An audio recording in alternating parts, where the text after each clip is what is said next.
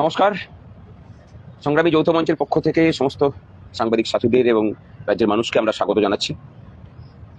আপনারা দেখেছেন যে গত 5 তারিখে মাননীয় সর্বোচ্চ আদালত সুপ্রিম কোর্টের যে রায় ছিল, যেখানে বলা ছিল যে 1/4/2008 থেকে 31/12/2019 পর্যন্ত সময়কালের যে বকেয়া মহার্ঘ ভাতা, পঞ্চম বেতন কমিশন অর্থাৎ রূপা 2009-এর যে বকেয়া মহার্ঘ ভাতা, সেই বকেয়া মহার্ঘ ভাতার 25% ইমিডিয়েটলি মেটাতে হবে কাদের?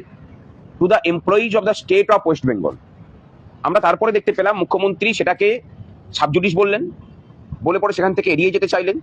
আমরা এটাও দেখলাম যে সেই রায়কে মডিফাই করানোর জন্য তারা চেষ্টা করলেন একটা মডিফিকেশন অ্যাপ্লিকেশন করে, যাতে করে এটা শুধুমাত্র গভর্নমেন্ট অফ ওয়েস্ট বেঙ্গলের যারা এমপ্লয়ি, ডিরেক্ট এমপ্লয়ি, তাদের জন্য শুধুমাত্র কার্যকর করানো যায়।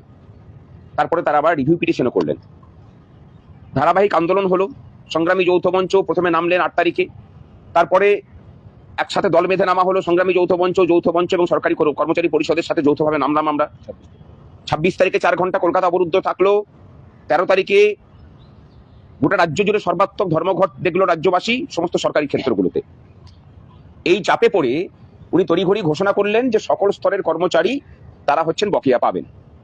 এই বকেয়া মেটাতে গিয়ে যে নোটিফিকেশন এলো, আমরা সেখানে দেখলাম যে নোটিফিকেশন যেটা দেওয়া হয়েছে সেটা কর্মচারী সমাজের সামনে আবার নতুন করে গাজর ঝুলিয়ে দেওয়া হলো। যে বকেয়া প্রায় 18 বছর পরে সরকার মেটাচ্ছে, সেই মেটানোর বকেয়ার বলছেন যে তারা পিএফ এ দেবেন এবং পিএফ এ 2 বছরের জন্য লক ইন পিরিয়ড থাকবে।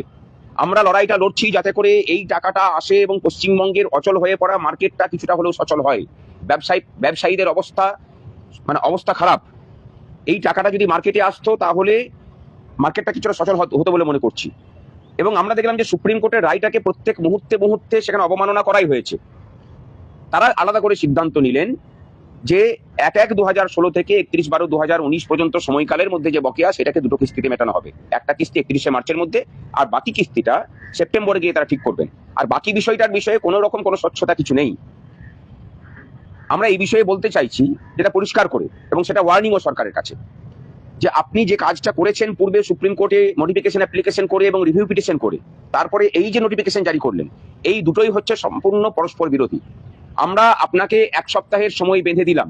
এই 1 সপ্তাহের মধ্যে যদি ওই মডিফিকেশন অ্যাপ্লিকেশন এবং রিভিউ পিটিশনকে উইথড্র করা না হয়, এবং এই 1 সপ্তাহের মধ্যেই গ্রান্ট ইন এড খাতে অর্থাৎ সরকার পোষিত ক্ষেত্রগুলোতে যেসব কর্মচারীরা আছেন, বলেছেন যে কনসিডারেশন ফর সাম টাইমস এদের অর্ডারটাকে সংশ্লিষ্ট দপ্তরগুলোকে বের করতে হবে 1 সপ্তাহের মধ্যে। এটা যদি না হয়, আন্দোলন যেমন হবে, এই আন্দোলনের এই যে চলমান আন্দোলন, সেই চলমান আন্দোলনের অন্য একটা রূপ আমরা এবার তুলে ধরবো। সেটা হলো এই রাজ্যের 10 লক্ষ কর্মচারী পেনশনারকে আমরা রাস্তায় নামাবো, বাড়িতে বাড়িতে যাবেন। বিগত 15 বছর ধরে যে সিন্ডিকেট আপনি রাজ্য জুড়ে চালাচ্ছেন এবং এই রাজ্যের মানুষের মৌলিক অধিকারগুলোকে কিভাবে হরণ করছেন, সেই কথাগুলো আমরা বাড়িতে বাড়িতে গিয়ে পরে বলবো যে এই সরকারটাকে পাল্টান। কাকে নিয়ে আসবেন সেটা আপনারা ঠিক করুন, কিন্তু এই সরকারটাকে পাল্টান। আপনি যদি সেগুলোর মুখোমুখি হতে না চান, তাহলে 1 সপ্তাহের মধ্যে আমাদের যে সময়সীমা দিয়েছি তার মধ্যে কার্যকলাপ করুন, পদক্ষেপ। আর যদি না করেন, ওই এমএ অ্যাপ্লিকেশনকে যেমন আমরা আইনিগতভাবে বুঝে নেব, রাস্তার আন্দোলন দিয়ে আপনার পায়ের তলার যে নরম মাটিটা তৈরি হয়েছে সেটাকে আরো নরম করার দায়িত্ব আমরা নিচ্ছি। আমাদের সাথে অর্জুনদা আছেন, অর্জুনদা বলবেন। কিন্তু আমরা সাথে এটাও বলে দিতে চাই যে বিভিন্ন জায়গা থেকে আমরা দেখছি যে শুভেচ্ছার বন্যা বয়ে যাচ্ছে। এই নোটিফিকেশনের প্রথমেই দেখুন লিখে দেওয়া আছে যে তারা সুপ্রিম কোর্টের রাইটাকে কমপ্লাই করছে। এই রাইটাকে কমপ্লাই কিন্তু এমনিতে করেনি। সুপ্রিম কোর্টের চাপ, একদিকে আন্দোলনের চাপ, এই দ্বৈত চাপের ফলে তিনি নতি স্বীকার করেছেন, সদিচ্ছাই কিছু করেননি।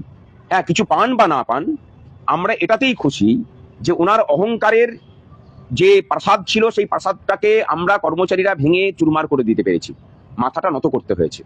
বাকি যে অধিকার আছে সেগুলোকে আমরা কড়াই গন্ডায় বুঝে নেওয়ার বিষয়ে প্রতিজ্ঞাবদ্ধ।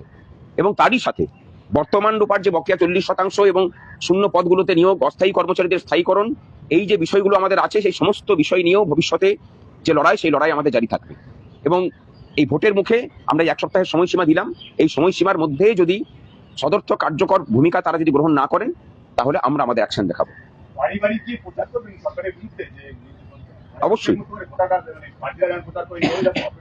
না, পার্টির প্রচারের সাথে এটার একটা তফাৎ থাকবে।